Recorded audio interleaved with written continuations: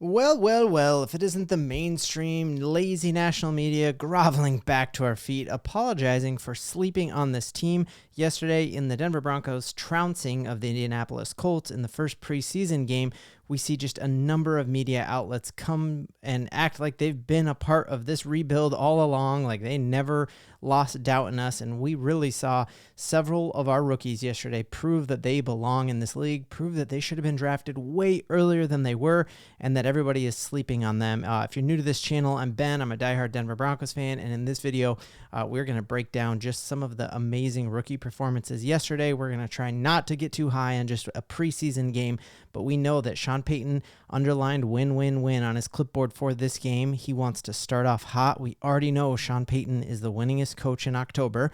And if he can start the season hot, and that starts right now in the preseason, and seeing what we have, then truly the sky is the limit for this Denver Broncos team. And the playoffs are not even close to being out of the question. So, we're just seeing yesterday, Sean Payton came out and said, just how impressed he was with the rookies, that they all showed that they can contribute right away, that they don't need to take a redshirt year. They are ready to rock and they can contribute, and that he's very encouraged by them.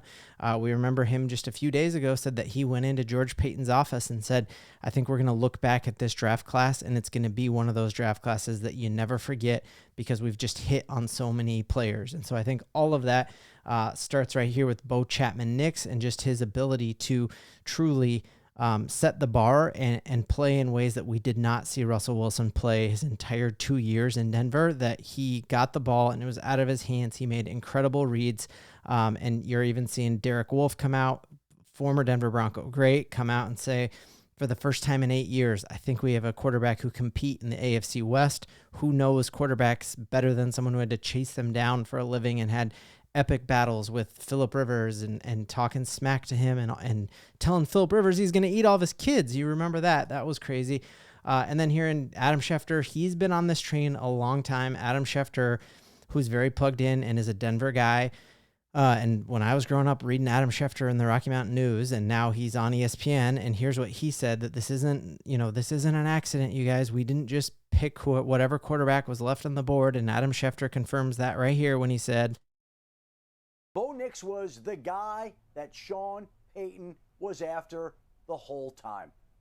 There it is. Bo Nix was the guy Sean Payton was after the entire time.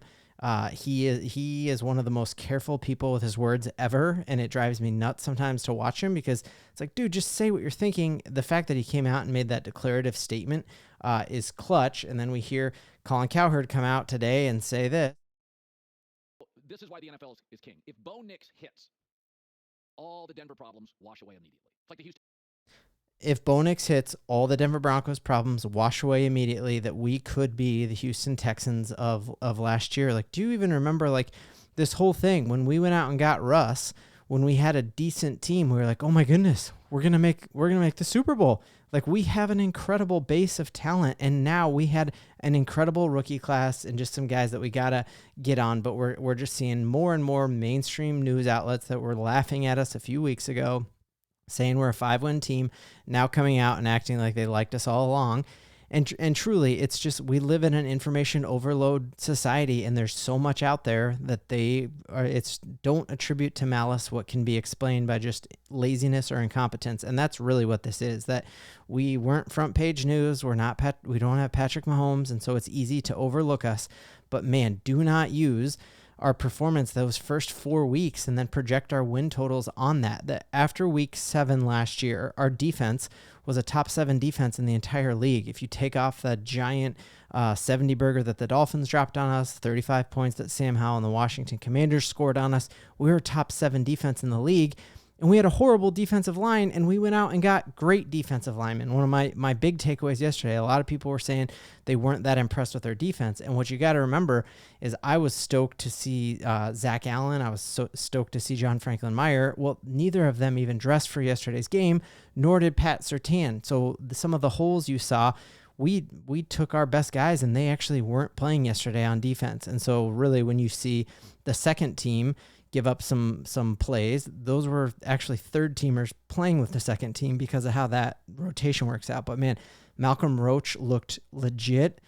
Singleton looked he was just flying around like his hair was on fire. The one player who was maybe a little bit disappointing to me was I was expecting more out of Devaughn Vele just because of how much Sean Payton had talked him up and going out and calling him twice to get him to come to Denver. And if you remember that 4th down conversion, he was immediately taken off the field and you saw him kind of get chewed out and then he went back on. And so hopefully that was just a little mental lapse, but it seemed as if he was supposed to play that running back out of the flat a little closer. But I mean, our rookies yesterday showed out. Abrams Drain, I was incredibly impressed with. We have not heard a ton about him in camp, but might he actually have warranted that 4th round selection that we got him in? A couple other, I mean, just looking yesterday at Bo Nix, just seeing this play was wild, and I love seeing it from the all 53 angle up here. So you just see that it was supposed to be a little wheel route there, and his ability to like stand in the pocket here and wait it out and not, his McLaughlin is covered here and wait for him there. He just fit that ball perfectly into space. We saw him on zone reads and be able to move. And that touchdown pass to Marvin Mims, he had it in the gut of the running back and to Marvin Mims so fast that watching it in person, you had to like look up at the replay because it happened so fast that he is just a wicked fast processor, and that is all Sean Payton needs. That's all he's wanted all along. One of the most impressive stats of the day would be that we dominated time of possession. Our red zone was night and day from last year. It felt like when we got the ball down within the 20, we were going for the end zone. And Bo Nix, when he settled for a field goal, if there wasn't 5 seconds left on the clock, we would have gotten a touchdown on that drive. So to have Bo Nix lead 4 scoring drives, but the most impressive of all of this is that our offensive line held up and that we didn't give up 1 sack last year. And I think that is truly why Sean Payton was chewing out Russell Wilson on the sideline of the Lions game. He cannot stand a quarterback when he draws up a play. He does all the work. He scouts. He watches hours and hours in a film, and he knows who's going to be open, and he wants the ball going to the open guy that he drew up. And he's like, Russ, I had 5 guys open for you on that drive, and you didn't see any of them.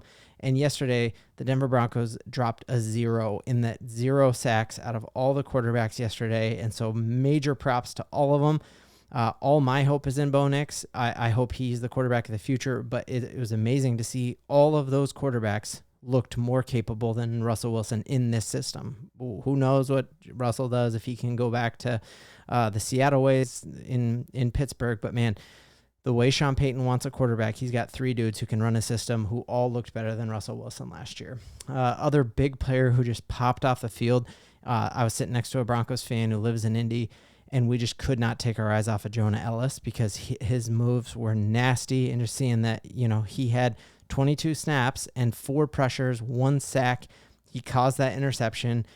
He looked like, a lot of people were saying he's going to struggle in stopping the run. I didn't see that yesterday. And imagine when he has an actual starting defensive line there. Like imagine John Franklin Myers and Zach Allen in there and how much better our edge rushers are going to look. Other player who just popped off of the line was just seeing Baron Browning. Just his moves, like everyone has compared him to Von Miller here. He is number 5, redeeming that number after Randy Gregory took a lot of plays off and a lot of CBD last year, allegedly. Just seeing Baron Browning, man, a difference maker, and his bend and his spin move. I don't remember seeing that in his bag. And just watch out because our edge rushers are going to be getting a lot of pressure on the quarterback, especially if we have an offense that can put up numbers. And late in games, quarterbacks are going to have to throw the ball. So lots of great things from yesterday's game. Other big things that I noticed that were interesting. First one was Jaleel and what Sean Payton plans for him. The most surprising thing of the day for me was watching our opening kickoff. We know the new NFL kickoff rules. It was very interesting to see we kicked the ball off, and on kick coverage on the outside was Jaleel. And we've all heard like, oh, Jaleel's too small to pass block. He's lined up on kick coverage to go tackle the returner against, massive tight end and a defensive lineman and a couple offensive linemen. So it just shows me like, man, if Sean Payton can trust him to get through and make a tackle, he's definitely going to be smart enough and big enough to pass protect. And that was really the big question mark last year. So that was awesome. While Mims had a sick touchdown, it was very interesting to me to see that he was playing very late in that game. So I don't know if that was Sean Payton hoping to help Zach Wilson out by giving him some decent receivers, or if that was more in line with like what Sean expects from him and that he isn't high up on this depth chart. So that's going to be something I'm very excited to watch. Like, what does Sean actually think about Mims as a receiver? Because you could read that either way. You could read it as, man, you're playing with the threes, you're a third string, or we did see him get Bo Nix's touchdown in with the one, so he might be higher up. A lot of people are dogging on Tim Patrick's unsportsmanlike conduct penalty. Every Broncos fan in the crowd watched it and was like, what? It was a ridiculous penalty. I don't think that gets called in the regular season. And if anyone deserves to brag and be really like unsportsmanlike after 2 years of just the worst injury luck ever, I'm glad it was Tim Patrick. So that's the kind of energy I want him to bring all year long. I'm not even upset a little bit about that. And then last thing, I was asked to represent all of us on this thing called the AFC West Roundtable. Super fun. Every Tuesday night at 9 Eastern time, a content creator from every one of the teams in the AFC West pops on Roundtable Sports, and we debate different things. And last week, you guys, I didn't do a good job telling everyone about it, but last week, the Raiders fans in the chat, like, gave me hives.